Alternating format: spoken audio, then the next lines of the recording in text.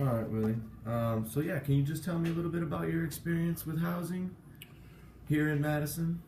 My experience here in Madison with housing has been kind of rough.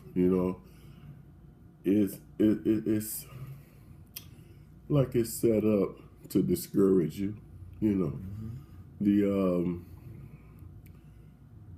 it's the I imagine what they telling me going through all these different interviews and applications and things that these landlords now have the ability to say no to you.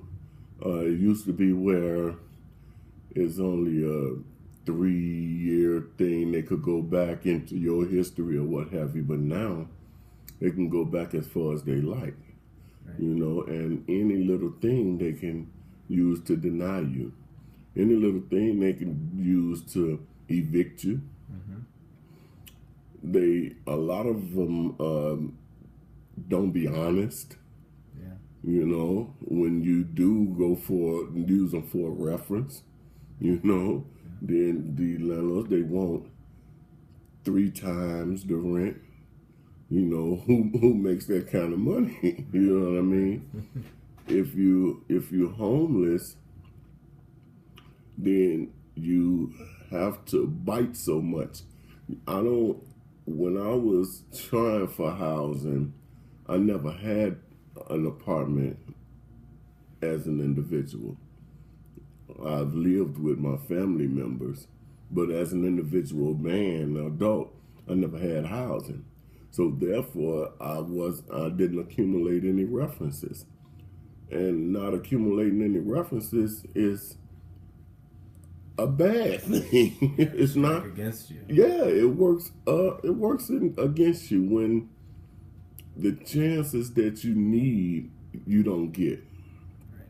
When the opportunity presents itself, you shoot for it. People say, okay, they talk nice to you and things of this nature, but any little thing they see to discourage you, they will. They ask you to jump through all these different hoops, and you do it. You manage to overcome some of them, and yet they would use the least bit of information to deny you, and that's been my experience. Granted, I haven't been a man who worked jobs, a man who have money. I never had, like I say, housing before, and all that worked against me. All of it worked against me. And living with different people back and forth is a whole nother realm of life. A whole nother realm of life, Kyle. People want you to do extra stuff for them. You can make an agreement with them about, hey, what you gonna charge me? $200 a month? Sure. Yeah, okay, I can give you $200 a month. But then once you pay the $200 a month, they feel that you're obligated to do more. If I go to the restaurant and come in with something from the restaurant, they want you looking at you sideways like you should have brought me and my kids home too, But it's not like that. Once I pay the rent to you, that should be it. That should be it. My obligation to you is done. Right. Then you have a whole lot of different other things that goes with living with other people, because they might not be as clean as you like, or you may not be as clean as they like. And me, I'm a very ill man. May not look like it now, but in the past, I was at 147 pounds because of the different illnesses that I've accumulated over the years, and not being able to get around, having other people to try to do these certain things for you to receive applications and fill them out, and I couldn't go and as myself and represent the application because my health wouldn't allow it. So I was denied based on that. You know what I mean? Then with my health, I need a walker or a scooter or something. And if the housing situation is not set up for wheelchair accessibilities, there's another reason to deny you. You know, because it's just another barrier. Another barrier that people have to go through. Sure. You know, and the only thing I can speak on is my experience and what I've heard of other homeless men and women who can't get reasonable housing. You know, I can understand where a lot of them come from. You know, then there's criminal histories involved with most males, you know, that'll get you denied. Now, a man goes through life making choices as a young man, but coming into adulthood, true adulthood, that's what a man should stand for, his past becomes just that. But it determines his future, but yet it gets him looked upon as a leper, so to speak. You know, oh, he ain't did nothing in 5 years. This one hasn't did anything in 10 years. Oh, he just doing that just to get it. But once he get it, he's gonna start back to doing this. You don't get a fair chance. I really believe that you don't have a fair chance. You know, there's other things that they have different projects and that help people with rent and security deposits and things of this nature. But it seems as if it's more designed for women with children as opposed to a single male. And I was living with a family, and they got to where they didn't want me to be there any longer. So now I was at that stage where I couldn't do for myself. My health wouldn't allow me to move around. It was the heart of winter. And I went over to a GFF office on Russet. And I met Mike. And Mike was doing what he could to help me.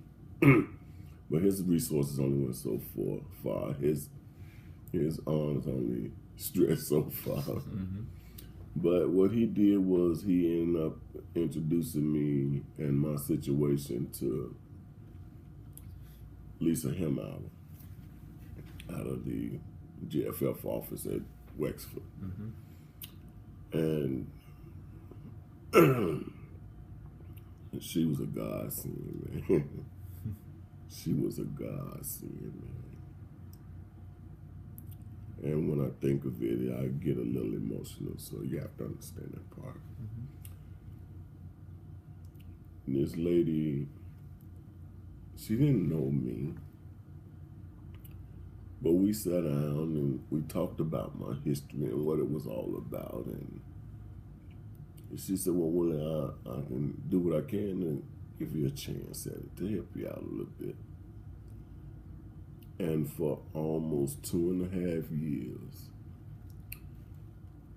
we filled out applications. We fought different denials and going through hearings. And I mean, it was really rough. It was really rough. You know, and she never gave up. She kept trying and she kept encouraging me to don't give up. stay focused, you know. But that's another thing that's hard to do.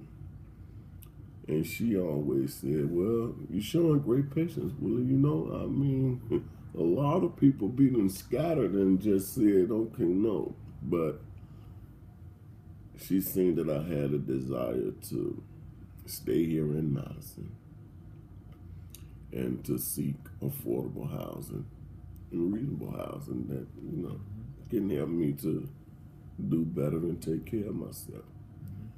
And that's where my luck started to change, you know, because a lot of things that I couldn't get done, people looked at her a little different than they did me, because she had done established herself in the town and allowed people to see her, and she built a rapport to where they decide that they can trust her. You know, I guess she didn't have many letdowns from the clients that she took on. You know, and she helped me out a lot. You know, so it's a lot of different things, Kyle, that would discourage you. You know, I don't think it's fair. I don't think it's fair. How can you know, a man who's disabled on a fixed income, to ask him to be able to come over? His income has to be 3 times the rent for him to rent to, for you to rent to. Come on, you have to lie pretty much in order to get a reasonable conversation with a landlord on when you fill out an application. You know, they will not even talk to you. Right. They don't even talk to you. You know, if you don't put it on this paper and make it look worth their while. You know, and I ended up getting housing. It wasn't what I knew or my income. It was who I knew that allowed me to receive housing. And I have to tell you, the lady who was managing the property, she gave me the opportunity to rent one of the apartments. The apartment was $725 for a 2-bedroom. It was more than what I needed for me as an individual, and my income at that time was only $720-something. You know, and she helped me with, okay, here you go. I contacted my family members to help me get this in security deposit, and they did. Okay, so she knows that I'm only that what my income really is, and I never missed paying any rent to her. Okay, now we signed a year-long lease. During that time, a friend of mine came over, and he was out on the balcony. He dropped his phone. It started a commotion with a neighbor. And they ended up calling the police. That eventually went against me. Because it was at your... Because, yeah, they said that I'm responsible for my guest. Which is understandable. Which is understandable. Knowing that this would have, I didn't know he was out on the balcony, but knowing that this would have been,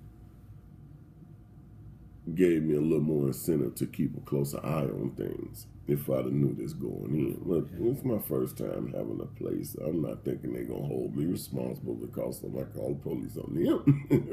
Sure. So, when I went to, she asked me to move in the middle of my lease.